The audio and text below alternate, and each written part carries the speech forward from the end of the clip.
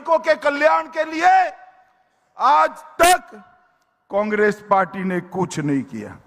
अंग्रेजों के समय से संथाल, मुंडा, कौल, भील, बंगाली, ये सारे श्रमिक यहां पर बसे थे, मगर उनको कोई सुविधाएं नहीं मिली।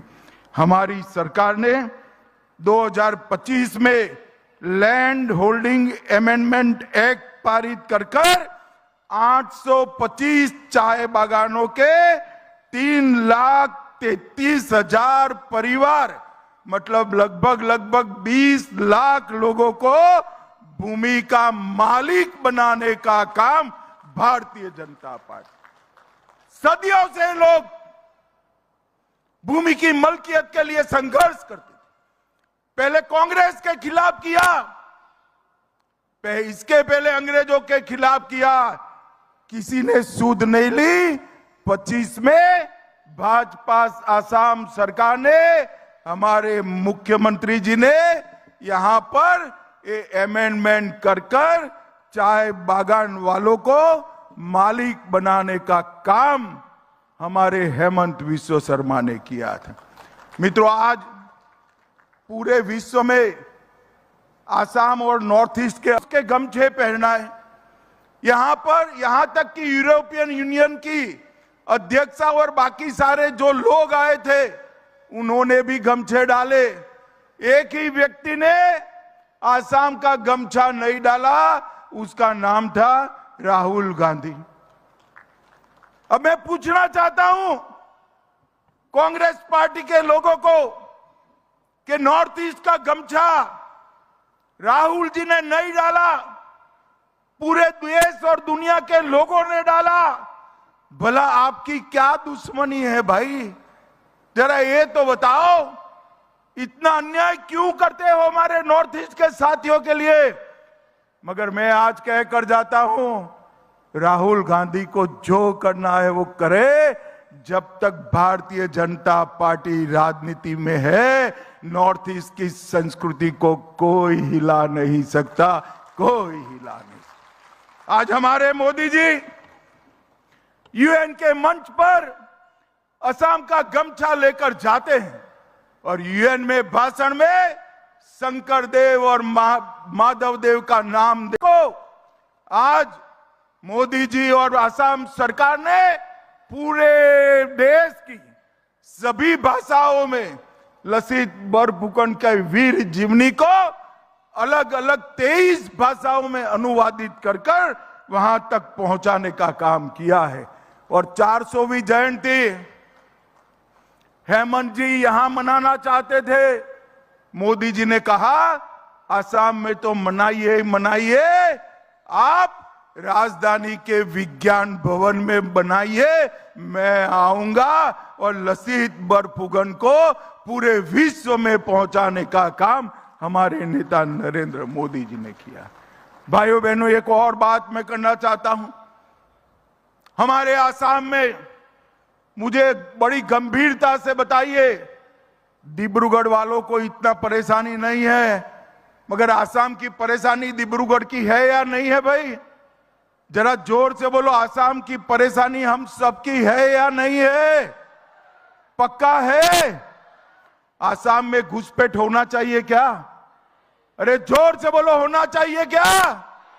एक कांग्रेस पार्टी ने असम को घुसपैठ कर अपनी वोट बैंक की राजनीति से सत्ता प्राप्त करने का घुसपैठियों के माध्यम से एक हथियार बनाया था। मैं बधाई देना चाहता हूं भाजपा सरकार को, असम की और हमारे मुख्यमंत्री को कि ये डेमोग्राफी बदलने का सिलसिला उन्होंने बंद कर दिया। 1,26,000 हेक्टेयर एकड़ भूमि बांग्लादेशी घुसपैठियों से मुक्त कराने का काम ये भारतीय जनता पार्टी की सरकार ने। और मैं आज आसाम की दूसरी राजधानी की भूमि पर वादा कर जाता हूं, हेमंत जी के नेतृत्व में यहां पर तीसरी बार भाजपा सरकार बना दो, एक एक घुसपैठियों को चुन चुन कर आसाम के बाहर हम निकालेंगे। ये घुसपैठिया किसी भी तरह से आसाम और देश का भला नहीं कर सकते। हमारे सीमित संसाधन हैं, हमारे गरीबों का अधिकार घुसपैठिया छीनते हैं, हमारे डेमोग्राफी को बदल रहे हैं और देश की सुरक्षा के साथ भी वो लोग कॉम्प्रोमाइज करते हैं। मित्रों, एक घुसपैठिया इन्होंने श्रीमंत शंकरदेव की जन्मभूमि को भी नहीं छोड़ा था और काजीरंगा के जंगलों में घुसपैठियों ने शिकार कर कर कर हमारे गैंडों को खत्म करने का काम किया है। आज आसाम की जनता को मैं अपील करने आया हूं, ये जनसांख्यिकी का जो परिवर्तन है, इसको अगर आपने रोका नहीं तो आसाम आने वाले दिनों में बहुत दिक्कत में आएगा। और जनसांख्यिकी का परिवर्तन, घुसपैठियों को रोकने का काम केवल और केवल भारतीय जनता पार्टी कर सकती है और कोई नहीं कर। भाइयों बहनों, आसाम की सरहदें घुसपैठियों के लिए खुली थी। जब से नरेंद्र मोदी जी की सरकार बनी, पहले सर्बानंद सोनोवाल और फिर हेमंत विश्व शर्मा हमारे मुख्यमंत्री बने। मोदी जी और आसाम सरकार ने मिलकर घुसपैठियों को आसाम की सरहदों में आना बंद कर दिया है। अब घुसपैठ नहीं होती है आसाम में, परंतु जो आ गए हैं उनको भी बख्शना नहीं है। चुन चुन कर बाहर निकालने का काम ये भारतीय जनता पार्टी की सरकार है। पिछले 5 वर्षों में हमने बहुत बड़ा आर्थिक सुधार भी किया है। आसाम की जीएसडीपी को 4.1 लाख से बढ़ाकर 7.2 लाख करोड़ तक ले गए हैं और आसाम के नागरिकों की आय में 50% की वृद्धि भारतीय जनता पार्टी की सरकार के समय में हुई है। मित्रों, अगर हमने शांति चाहिए, विकास चाहिए, शिक्षा चाहिए, इंडस्ट्री चाहिए, रोजगार चाहिए, समृद्ध खेती और पशुपालन चाहिए, तो एक ही विकल्प है भारतीय जनता पार्टी का। यहां पर शासन फिर से एक बार लाना पड़ेगा। डिब्रूगढ़ वालों, एक प्रकार से आज से आप आसाम की दूसरी राजधानी बने हो। मुझे जरा मन से बताना, अगले चुनाव में सबसे बड़ी बहुमत के साथ, अब तक की सबसे बड़ी बहुमत के साथ भाजपा को चुनकर लाओगे क्या?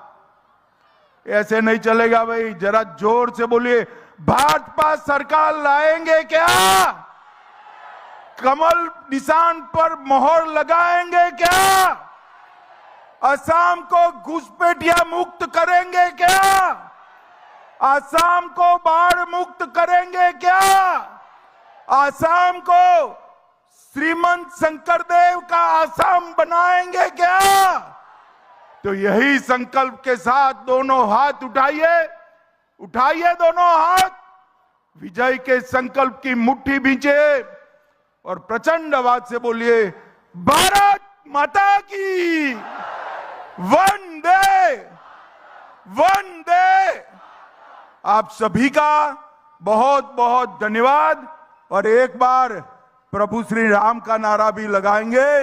मेरे साथ जोर से बोलिए, जय श्री राम, जय जय श्री राम। धन्यवाद। बोलिए, भारत माता की। क्यों भाई, डिब्रूगढ़ वालों की आवाज को क्या